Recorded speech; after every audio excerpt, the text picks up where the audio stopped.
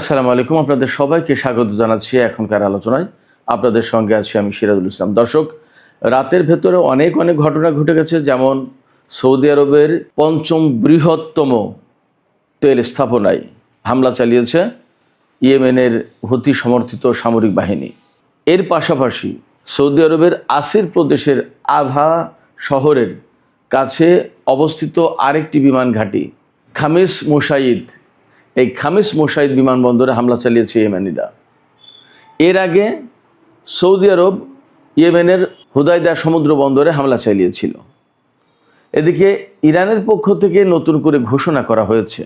গতকাল খাতামুল আম্বিয়া হেডকোয়ার্টার্সের commander general Abdullahi বলেছেন যে একজন ইরানি নাগরিক নিহত হলে তার বিপরীতে একজন মার্কিন সেনাকে হত্যা করা হবে। মানে ইরানের পক্ষ থেকে মারাত্মক রকমের প্রতিশোধের ঘোষণা দেওয়া হলো। ইরানের প্রেস টিভি আরেকটি খবর দিয়েছে যে কাতারের আল উদেইদ বিমান ঘাঁটির পাশাপাশি সংযুক্ত আরব আমিরাতের আল জাফরা বিমান ঘাঁটি খালি করা হয়েছে, অর্থাৎ মার্কিন সেনাদেরকে, মার্কিন বিমান বাহিনীকে এখান থেকে সরিয়ে নিয়েছে। এ দুইটা খালি। এ পাশে আরেকটি সূত্র থেকে খবর পাওয়া গেল কুয়েত এবং বাহরাইনের বিমান নাকি ইরানের বিরুদ্ধে হামলায় অংশ নিয়েছে এবং সেই বিমান কুয়েত আর বাহরাইনে না নেমে সেই বিমান অবতরণ করেছে সংযুক্ত আরব আমিরাতে। এই ঘটনার পর আসলে ইরান কি প্রতিক্রিয়া ব্যক্ত করে এবং কি হয় পরিস্থিতি, সেটা কিন্তু এখন অনেক বড় প্রশ্ন হয়ে দাঁড়ালো। সুপ্রিয় দর্শক, ইরান এবং আমেরিকার মধ্যে যখন এই রকমের একটা চরমতম অচল অবস্থা, হরমুজ প্রণালী কলাপস, বাবাল মান্দেব প্রণালী কলাপস, তখন পাকিস্তান ইরান এবং আমেরিকার প্রতি আহ্বান জানিয়েছে যে ইসলামাবাদ সমঝোতা স্মারক সই হয়েছিল সেইটাতে আবার ফিরে আসার জন্য। এবং এই কাজে পাকিস্তান বিশেষ একটি দেশকে সম্পৃক্ত করার চেষ্টা করছে। কোন সেই দেশ? এই সমস্ত নিয়ে আমি বিস্তারিত আলোচনা করব আজকের ভিডিওতে। আশা করি আপনারা সঙ্গেই থাকবেন। আর ভিডিওটি যদি ভালো লাগে তাহলে লাইক, কমেন্ট, শেয়ার করবেন এবং চ্যানেলটি সাবস্ক্রাইব করে সাথেই থাকবেন। দর্শক, চলুন বিস্তারিত আলোচনা করি। প্রথম আলোচনা আমরা ইয়েমেন সৌদি ক্রাইসিস দিয়েই শুরু করি। সৌদি আরব গতকাল ইয়েমেনের আল হুদাইদা সমুদ্র বন্দরে হামলা চালিয়েছিল। একদম দক্ষিণ পশ্চিমাঞ্চলীয় সমুদ্র বন্দর, লোহিত সাগরে অবস্থিত এটা। এই সমুদ্র বন্দরে হামলা চালিয়েছে সৌদি আরব। কেন? ওই যে ইয়েমেনিরা বাবাল মান্দেব প্রণালী আটকে রেখেছে, এখান থেকে সৌদি আরবের কোনো জাহাজ ভারত মহাসাগরের দিকে যেতে দেবে না, আবার ভারত মহাসাগর বাবাল মান্দেব প্রণালী পার হয়ে সৌদি আরবের দিকে যেতে দেবে না অন্য কোনো জাহাজ। এই যখন পরিস্থিতি, অর্থাৎ এই রকম যখন অবস্থা, এবং এরই মধ্যে কার্যকর করেছে সৌদি আরবের জাহাজে ইয়েমেনি সেনারা হামলা চালিয়েছিল, সে খবর তো গত পরশু দিনের। এই প্রেক্ষাপটে সৌদি আরব ইয়েমেনের আল হুদাইদা সমুদ্র বন্দরের উপর হামলা চালিয়েছে, বিমান হামলা। সৌদি আরব আগেই ঘোষণা করেছিল ইয়েমেন যেহেতু তাদের তেলবাহী জাহাজে হামলা চালিয়েছে, তারা তার প্রতিশোধ নেবে। এবং সৌদি জোটের পক্ষ থেকে এই বিবৃতি দেওয়া হয়েছিল। আসলে সৌদি জোট এখন কার্যকর আছে কিনা জানি না, থাকলেও থাকতে পারে, না থাকলেও না থাকতে পারে। থাকলেই বাকি আর না থাকলে বাকি, পার্থক্য তো কিছু নেই, একই কাজ। তো সৌদি আরব সেই ঘোষণা মোতাবেক গত রাতে আল হুদাইদা সমুদ্র বন্দরে হামলা চালিয়েছে। এই হামলার পর ইয়েমেন পাল্টা প্রতিশোধের ঘোষণা দিয়েছিল এবং তারা আরামকো তেল কোম্পানির জাজান যে স্থাপনা আছে সৌদি আরবের ভিতরে পঞ্চম বৃহত্তম তেল স্থাপনা এটা, সেখানে হামলা চালিয়েছে ব্যালিস্টিক ক্ষেপণাস্ত্র দিয়ে। এবং সেই হামলায় জাজান তেল স্থাপনা মোটামুটিভাবে ভয়ঙ্করভাবে ক্ষতিগ্রস্ত হয়েছে। বলা হচ্ছে, কোনো মাধ্যমে বলা হচ্ছে একদম ডিস্ট্রয়েড হয়ে গেছে, ধ্বংস হয়ে গেছে। সেখানে আগুন জ্বলছে, এই আগুন সহজে নিভানো কঠিন হবে মনে হচ্ছে। সেখানে মার্কিন পেট্রিয়ট মোতায়েন ছিল, সেই পেট্রিয়ট দিয়ে এই ক্ষেপণাস্ত্র ঠেকানো যায়নি। আর একটা সূত্র থেকে খবর পাওয়া যাচ্ছে গ্রিসের সেনারা যারা সৌদি আরবে মোতায়েন আছে, সৌদি আরবের সাথে একটা চুক্তির আওতায় তারা ক্ষেপণাস্ত্র প্রতিরক্ষা ব্যবস্থা দিয়ে দুটো ক্ষেপণাস্ত্র, হুতিদের ছোড়া সম্ভবত 5টা ক্ষেপণাস্ত্র বা 3টা, দুটো ক্ষেপণাস্ত্র তারা ধ্বংস করতে পেরেছে। আর বাকি 1টা হোক আর 3টা হোক ওই স্থাপনায় হামলা চালিয়ে একটা ব্যালিস্টিক ক্ষেপণাস্ত্র বিস্ফোরিত হলে যথেষ্ট একটা তেল স্থাপনা ধ্বংস করে দেওয়ার জন্য। যেখানে একটা ম্যাচের কাঠি জ্বালালেই সমস্যা, সেখানে একটা ক্ষেপণাস্ত্র, ব্যালিস্টিক ক্ষেপণাস্ত্র পড়েছে, আর কি লাগে। এরপরে ইয়েমেনিরা কিন্তু এখানেই থেমে যায়নি। আসির প্রদেশ ইয়েমেনের কাছাকাছি তুলনামূলক। আসির প্রদেশের খামিস মুসাইদ বিমানবন্দর, সেই বিমানবন্দরে হামলা চালিয়েছে ইয়েমেনের সেনারা, সেখানেও ক্ষেপণাস্ত্র হামলা চালিয়েছে। সৌদি আরবের উপর ইয়েমেনিদের এই হামলার জন্য মার্কিন প্রেসিডেন্ট ডোনাল্ড ট্রাম্প রীতিমতো ইরানকে দায়ী করেছে এবং তিনি বলেছেন ইরানকে এর দায়ভাগ নিতে হবে। ইরানকে দায়ভাগ নিলেই বা কি আর না নিলে বা কি, ঘটনা তো এই যে যুদ্ধই করতে হবে। আমেরিকা ইরানের উপর হামলা চালাবে আর ইরান তা মোকাবেলা করবে, আর ইরান পাল্টা হামলা চালাবে। ঘটনা তো তাই ঘটছে, নতুন কিছু তো না। ইয়েমেনের সাথে সৌদি আরবের নতুন করে যে সংঘর্ষ শুরু হলো, যুদ্ধ শুরু হলো, এটা কিন্তু মধ্যপ্রাচ্যের পরিস্থিতিকে ভিন্ন রকম এক মাত্রায় নিয়ে গেল, নতুন একটা পরিবেশ দিল এই অর্থে যে এতদিন ইরান, আমেরিকা এবং ইসরায়েলের ভেতরে যে যুদ্ধ চলছিল তাতে কিন্তু আরব দেশগুলো মোটামুটি চুপ ছিল। সেই জায়গায় এখন দেখা যাচ্ছে যে সৌদি আরব ইয়েমেনের সাথে যুদ্ধ শুরু করলো। তার মানে কিন্তু এটা মূলত ইরানের বিরুদ্ধেই যুদ্ধ বা আমেরিকাকে সহযোগিতা করার জন্য যুদ্ধ, এইভাবে দেখা হচ্ছে ইরানের পক্ষ থেকে। তাহলে পরিস্থিতিটা কোথায় গেল? এতদিন মধ্যপ্রাচ্যের পরিস্থিতি নিয়ে যেভাবে ভাবা হচ্ছিল, সম্ভবত সৌদি আরবের আর ইয়েমেনের ভেতরকার এই দ্বন্দ্ব সংঘাত আলাদা রকমের অবস্থা তৈরি করলো এবং যুদ্ধের যে সমস্ত সমীকরণ সেটা আরও জটিল হয়ে গেল। এখানে একটা তথ্য দিয়ে রাখি আমি আপনাদেরকে। বাবাল মানদেব প্রণালী, যেটা মূলত হুতিরা কন্ট্রোল করে, শুধু হুতিরা কন্ট্রোল করে না, বাবাল মানদেব প্রণালীর অপর দিকে তো অর্থাৎ দক্ষিণ পাশে তো সোমালিয়া, সেখানে তাদেরও একটা নিয়ন্ত্রণ আছে, বাট মূলত কন্ট্রোল করে এখানে হুতিরা। এখানে হুতিরা খুব স্ট্রঙ্গার। তো এই যে বাবাল মানদেব প্রণালী, এই বাবাল মানদেব প্রণালী দিয়ে ইউরোপ, আফ্রিকা এবং এশিয়ার যে ইন্টারনেট কেবল, যেটা সাবমেরিন কেবল, এই সাবমেরিন কেবলের একটা বিরাট অংশ কিন্তু এই দিক দিয়ে অতিক্রম করেছে। সেক্ষেত্রে যুদ্ধের পরিস্থিতি যদি এমন ভয়ঙ্কর অবস্থায় নেওয়া হয়, সেখান থেকে হয়তো ইয়েমেনের হুতিরা এই কেবলের দিকে নজর দিতে পারে, অর্থাৎ এই কেবল কেটে দেওয়া, ধ্বংস করে দেওয়া, এগুলো করতে পারে। তখন কিন্তু সারা বিশ্বের ইন্টারনেট ব্যবস্থা, ডেটা সিস্টেম, এগুলো কিন্তু ভয়ঙ্কর ক্ষতির মুখে পড়বে, ঝুঁকির মুখে পড়বে। এই সমস্ত টেকনিক্যাল দিক, এই সমস্ত যে কৌশলগত দিক, এই বিষয়গুলো আমেরিকা, সৌদি আরব তাদেরকে মাথায় নেওয়া উচিত বা মাথায় নিয়েছে মনে হচ্ছে। আমরা দেখতে পাচ্ছি আমেরিকা ইরানের বিরুদ্ধে বড় হামলা চালানোর কথা বলেও কিন্তু এখনও হামলা চালায়নি সেই রকমের।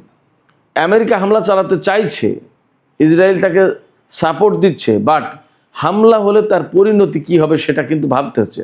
এবং এই ব্যাপারে সম্ভবত বিশ্বের গুরুত্বপূর্ণ দেশগুলো আমেরিকাকে বারবার সতর্ক করে দিচ্ছে যে এই ধরনের বড় হামলা হলে তার পরিণতি কিন্তু অন্যরকম হতে পারে। বাবাল মানদেব প্রণালী, হরমুজ প্রণালী বন্ধ, এটা খুলবে না ইরান এবং হুতিরা যতক্ষণ পর্যন্ত সমস্যার সমাধান না হচ্ছে। এটা গেল একটা দিক।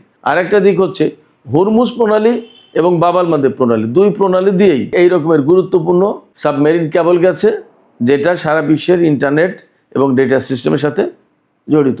এইগুলোতে যদি ইরানিরা বা ইয়েমেনিরা হাত দেয় তাহলে কিন্তু সারা বিশ্ব কলাপস হয়ে যাবে। এগুলো মাথায় রাখতে হচ্ছে।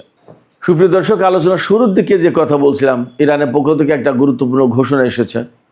ইরানের খাতামুল আম্বিয়া হেডকোয়ার্টার্স, যেটা তার কমান্ডার জেনারেল আবদুল্লাহি, তিনি গতকাল ঘোষণা করেছেন মার্কিন হামলায় যদি একজন ইরানি নাগরিক নিহত হয়, তার বিপরীতে ইরান একজন মার্কিন সেনার জীবন নিয়ে নেবে, অর্থাৎ একজন মার্কিন সেনাকে হত্যা করবে। এটা একদম ওপেন ডিক্লারেশন, এটা আমার কোনো ব্যাপার না এবং এটা আমার কোনো দাবি না। ইরানের পক্ষ থেকে এই ঘোষণা দেয়া হয়েছে। তার মানে কি? তার মানে হচ্ছে ইরান এই যুদ্ধের ব্যাপারে আরও অনেক বেশি শক্তিশালী অবস্থানে চলে গেল, শক্ত অবস্থানে চলে গেল। অর্থাৎ আমেরিকাকে আর কোনো মতে ছাড় দেওয়ার ইচ্ছা তাদের নেই, ছাড় দেওয়ার মানসিকতা ইরানি সেনাবাহিনীর ভেতরে এখন আর নেই, সেটা কাজ করছে না। তার আগে ইরান ঘোষণা করেছিল যে ইরান এখন যুদ্ধের নীতিতে চোখের বদলে চোখ এটা অনুসরণ করবে, অর্থাৎ যেরকম ক্ষতি ইরানও সেই রকম শত্রুপক্ষের উপরে সেরকম ক্ষতি করে দেওয়ার চেষ্টা করবে। এর জবাবে আমেরিকার পররাষ্ট্রমন্ত্রী মার্কো রুবিও বলেছিলেন যে ইরান তো চোখের বদলে চোখ নেবে আর আমরা চোখের বদলে মাথা নেব। তার মানে আমেরিকা আরও হত্যাকাণ্ড বেশি চালানোর ঘোষণা দিয়েছিল। তারপরে ইরানের খাতামুল আম্বিয়া হেডকোয়ার্টার্সের যিনি কমান্ডার জেনারেল আবদুল্লাহি বলছেন যে একজন ইরানি নাগরিক নিহত হলে একজন মার্কিন সেনাকে হত্যা করা হবে। এবং সম্ভবত এই কথা বলার সুযোগ পাচ্ছে ইরান এই জায়গা থেকে মধ্যপ্রাচ্যের ঘাঁটিগুলো কিন্তু একদম ঝরঝরে করে দিয়েছে। অর্থাৎ কুয়েত, বাহরাইন, সংযুক্ত আরব আমিরাত, কাতার, ইরাক, এই সমস্ত জায়গায় যে সমস্ত আমেরিকার ঘাঁটি ছিল সেই ঘাঁটিগুলো বেশিরভাগই তছনছ হয়ে গেছে। যখন তছনছ হয়ে গেছে তখন মার্কিন সেনারা সেখানে কিন্তু খুব নিরাপদ না।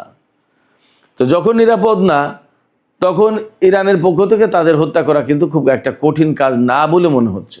আমরা একটা বিষয় খেয়াল করেছি, আমেরিকা ইসরায়েলের হামলায় ইরানের ব্যাপক বেসামরিক নাগরিক নিহত হয়েছে এবং তো সম্ভবত 4000-5000 মানুষ নিহত হয়ে গেছে এই গত 40 দিনের যুদ্ধে এবং এই 12-13 দিনের যুদ্ধে। কিন্তু অপরদিকে খেয়াল করে দেখুন, ইরানের হামলায় যত জায়গায় হামলা চালিয়েছে, ইসরায়েল থেকে শুরু করে ইরাক, কুয়েত, সৌদি আরব, সংযুক্ত আরব আমিরাত, কাতার, বাহরাইন, ওমান, জর্দান, কোনো জায়গায় কিন্তু বেসামরিক লোকজন নিহতের ঘটনা নেই। ইরান কিন্তু একটা যুদ্ধের নীতি অনুসরণ করে চলছে। ইরান বলছে এটা ইসলামের নীতি, বেসামরিক লোকজন তো দায়ী না, তাদেরকে হত্যা করার কোনো সুযোগ ইসলাম রাখেনি। এমনকি ইরানের হামলায় আমেরিকা বা ইসরায়েলের সেনাবাহিনীর লোকজনও কিন্তু কম নিহত হয়েছে। তার মানে দাঁড়াচ্ছে যে ইরান কিন্তু বেসিক্যালি মানুষকে হত্যার জন্য, সে হোক সেনা অথবা বেসামরিক লোকজন, মানুষ হত্যার জন্য চেষ্টা করছে না। কি চেষ্টা করছে?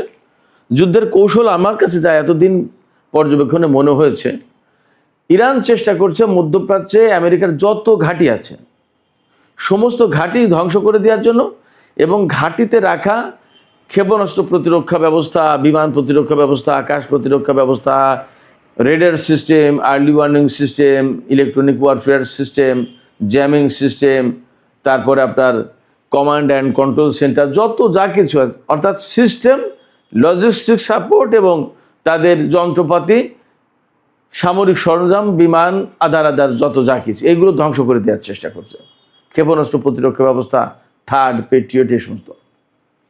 মানুষ হত্যার দিকে কিন্তু তারা নজর দেয়নি, এটা আমার কাছে মনে হয়েছে।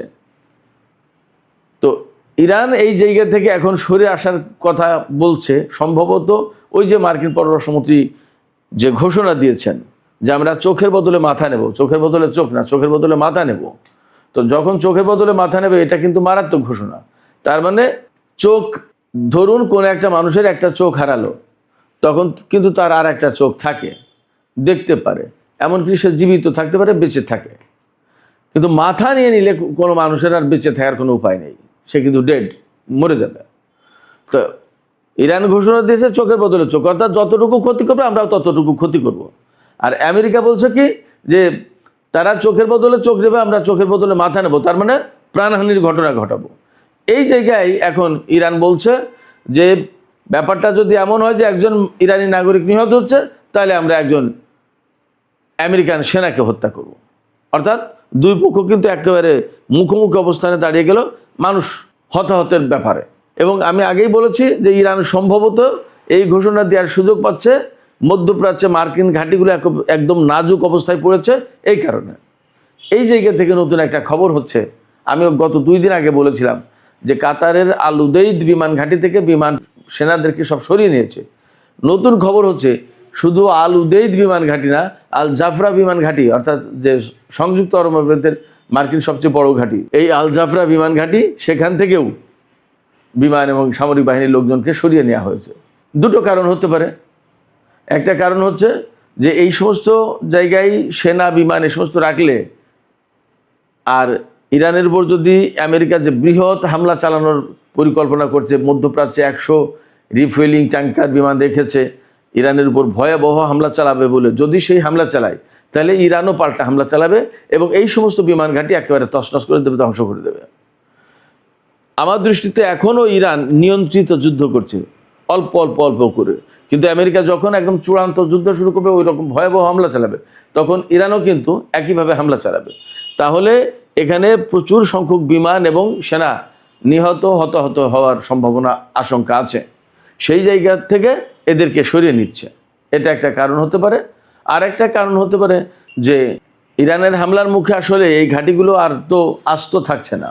সেক্ষেত্রে সমস্ত বিমান, সেনা এগুলো সব মারাত্মক নিরাপত্তাহীনতার মধ্যে পড়েছে। অতএব ধীরে ধীরে ধীরে ধীরে এদেরকে সরিয়ে নেওয়াই ভালো। এখানে আমি একটা কনক্লুশন টানতে চাই এইভাবে, যে আমেরিকা যে কারণেই সরিয়ে নিক না কেন, মধ্যপ্রাচ্যের যে পরিস্থিতি তৈরি হয়েছে তাতে কখনো মধ্যপ্রাচ্যের দেশগুলোর কাছে আমেরিকা আর এই অবস্থা তৈরি করতে পারবে না যে আমেরিকার নিরাপত্তা ব্যবস্থার উপরে ভরসা করা যায়।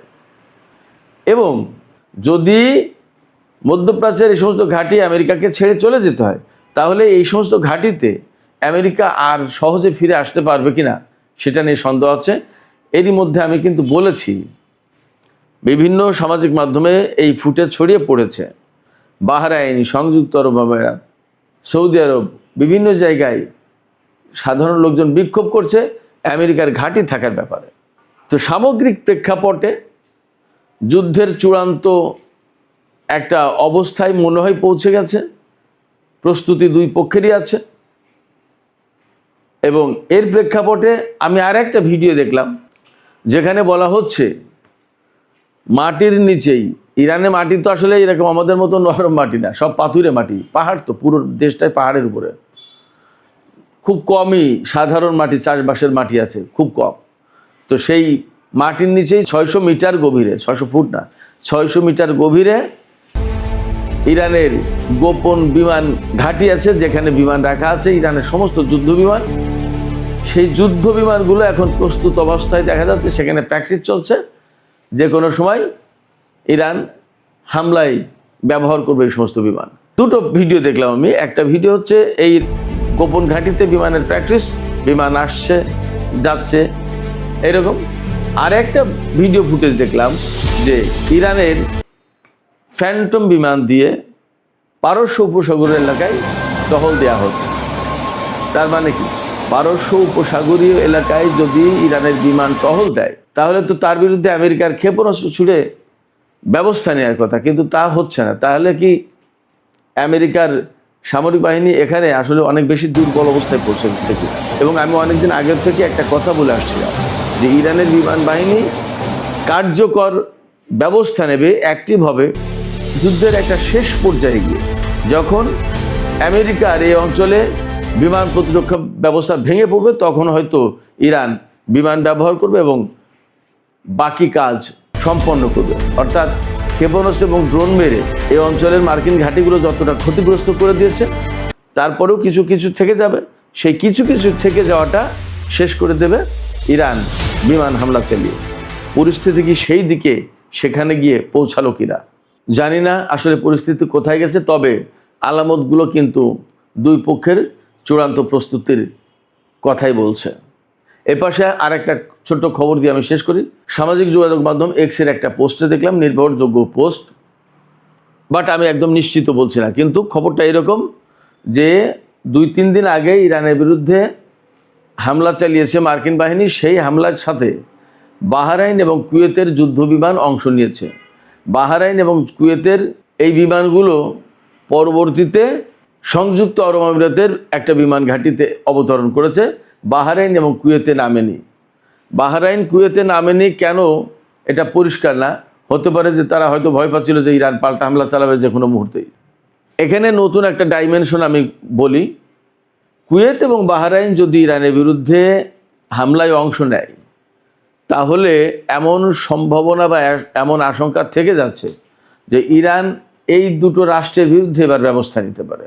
এতদিন কিন্তু মার্কিন ঘাঁটিগুলোর উপরে হামলা চালিয়েছে ইরান, এবার এখন সরাসরি কুয়েত দেশ হিসেবে কুয়েতের এবং বাহরাইনের বিরুদ্ধে হামলা চালাতে পারে ইরান, এমন আশঙ্কা থেকে যাচ্ছে। হয়তো বা এখানে ইরান যাচাই বাছাই করে দেখার চেষ্টা করছে যে কী ঘটেছে। যদি বাহরাইন এবং কুয়েত ইরানের বিরুদ্ধে সরাসরি বিমান হামলায় অংশ নেয় তাহলে হয়তো দেশ হিসেবে কুয়েত এবং বাহরাইন ইরানের হামলার মুখে পড়তে যাচ্ছে। জানি না কি হচ্ছে কি হবে, তবে আগামী 2-4 দিনের ভেতরে মনে হয় পরিস্থিতি অনেক কিছু পরিষ্কার হবে। আর সৌদি আরব আর ইয়েমেন যে নতুন করে সংঘাতে জড়ালো, এতেও আমি আগেই বলেছি মধ্যপ্রাচ্যের পরিস্থিতি ভিন্ন রূপ পেল, ভিন্ন মাত্রা পেল। দেখা যাক আসলে পরিস্থিতি কোথায় গিয়ে শেষ হয়। সুপ্রিয় দর্শক, এখনকার আলোচনা এখানে শেষ করতে চাইছি। আলোচনা শেষের আগে আমি আপনাদের কাছে জিজ্ঞেস করতে চাই, আপনাদের মতামত জানার চেষ্টা করছি যে এই যে সৌদি আরব এবং ইয়েমেন নতুন করে যুদ্ধ সংঘাতে জড়ালো, এটা কতটা মধ্যপ্রাচ্যের মুসলিম দেশগুলোর স্বার্থে হলো, নাকি এটা বেসিক্যালি আমেরিকা ইসরায়েলের স্বার্থ সংরক্ষণ করবে? অর্থাৎ এই যুদ্ধ থেকে কি আলটিমেটলি আমেরিকা লাভবান হবে, নাকি মধ্যপ্রাচ্যের দেশগুলো লাভবান হবে? কি মনে হয় আপনাদের? আপনাদের মতামত কমেন্টে জানাতে পারেন। আর ভিডিও ভালো লাগলে লাইক কমেন্ট শেয়ার করবেন এবং চ্যানেলটি সাবস্ক্রাইব করে সাথেই থাকবেন।